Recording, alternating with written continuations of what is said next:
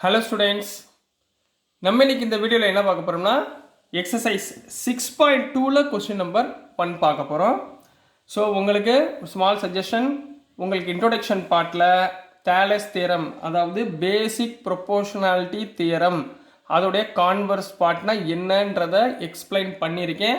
அதை மட்டும் நீங்கள் கவனமாக வந்துட்டிங்கன்னா இந்த 6.2ல் உள்ள எல்லா சம்முமே ஈஸி. சரிங்களா? ஸோ இங்கே என்ன கொடுத்துருக்காங்க பாருங்கள். In figure DE is parallel to BC. ரெண்டு ஃபிகர் கொடுத்துருக்காங்கம்மா. ரெண்டு ஃபிகர்லையுமே இந்த டிஇன்றது பிசிக்கு parallel அப்படின்னு சொல்லி கொடுத்துட்டாங்க. Find EC in 1. இந்த 1ல் இந்த இசியுடைய வேல்யூவை ஃபைண்ட் பண்ணுங்க அப்படின்னு சொல்லிட்டாங்க. கொஸ்டின் நம்பர் 2ல், அதாவது ரெண்டாவது ஃபிகரில் ஏடி எவ்வளவு அப்படின்னு ஃபைண்ட் பண்ணுங்கன்னு சொல்லிட்டாங்க. சரிங்களா?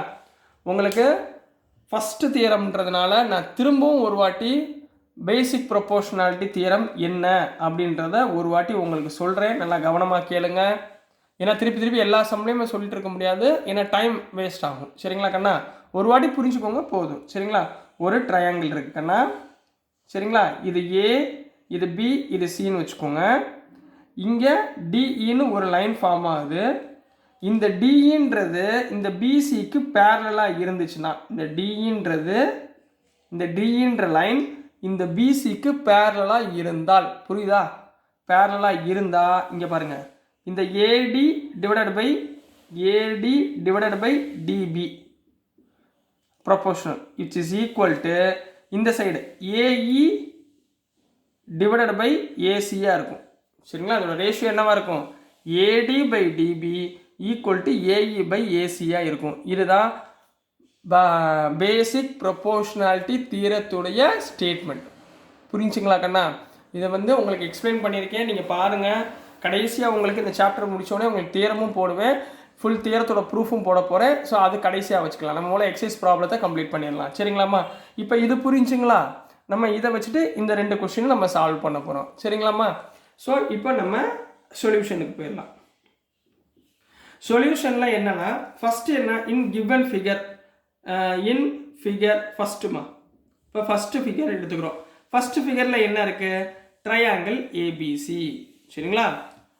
ட்ரையாங்கிள் ஏபிசியில் அவங்க என்ன கொடுத்துருக்காங்க? கிவன். நம்ம எப்படின்னா ஒரு ஸ்கிரிப்ட் மாதிரி எழுதணும், அதுதான் தியரம். சரிங்களாமா? ஒரு ஸ்கிரிப்ட் மாதிரினா தெரியும்ல உங்களுக்கு, ஒரு படம் பார்க்கணும் ஸ்க்ரீன் பிளே மாதிரி எழுதுவோம்ல, அந்த மாதிரி என்ன இருக்குன்ற விஷயத்த கிவன் டு ப்ரூஃப் இந்த மாதிரி போட்டு அழகாக எழுதினா தான் உங்களுக்கு மார்க் கிடைக்கும். இப்போ சார் சொல்கிற மாதிரி கரெக்டாக எழுதிக்கோங்க. சரிங்களாம்மா? இப்போ கிவன் என்ன கொடுத்துருக்காங்களா ஃபஸ்ட்டு எழுதணும். DE is parallel to BC. ரைட்டுங்களா? இப்போ பேரலல்னு சொல்லிட்டாங்க. பேரலல்னா சார் என்ன சொன்னேன், என்ன யூஸ் பண்ணணும்? By using basic proportionality theorem. சரிங்களா? பேசிக் ப்ரொபோர்ஷனாலிட்டி தியரம் இதை நான் யூஸ் பண்ண போகிறேன், அல்லது Thales theorem. Basic proportionality theorem use பண்ணும்போது என்ன கிடைக்கும்? AD by DB is equal to AE by ஏசின்னு கிடைக்குங்களா? இதுதானே பேசிக் ப்ரொபோர்ஷனாலிட்டி தியரம் இப்போ சொல்லி கொடுத்தேன். ரைட். இப்போ இதில் வேல்யூஸை சப்ஸ்டியூட் பண்ணுங்க கண்ணா. ஏடி எவ்வளவு இங்கே ஃபஸ்ட் ஃபிகரில்? 1.5. டிபி எவ்வளவு? 3 ஈக்குவல் டு ஏஇ எவ்வளவு? 1.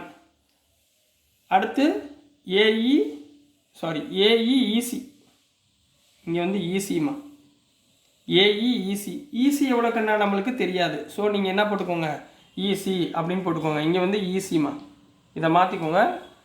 AE divide by EC. சரிங்களாப்பா? ஸோ இங்கே ஈசி நம்மளுக்கு எவ்வளோன்னு தெரியாது, அதை வச்சுக்கோங்க. இப்போ பாருங்கள், இங்கே 1.5 டிவைடட் பை 3. அப்போ 3யோட 1.5ஓட மல்டிப்ளை பண்ணிங்கன்னா 1.5 × 2 3. அப்போ இதை கேன்சல் பண்ணிங்கன்னா 1/2 இஸ் ஈக்குவல் டு 1 ஈசின்னு கிடைக்கும். விச் இம்ப்ளைஸ் கிராஸ் மல்டிப்ளை பண்ணுங்கள், ஈஸி ஈக்குவல் டு 2 சென்டிமீட்டர். ஏன்னா அங்கே சென்டிமீட்டரில் தான் கொடுத்துருந்தாங்க புக்கில்.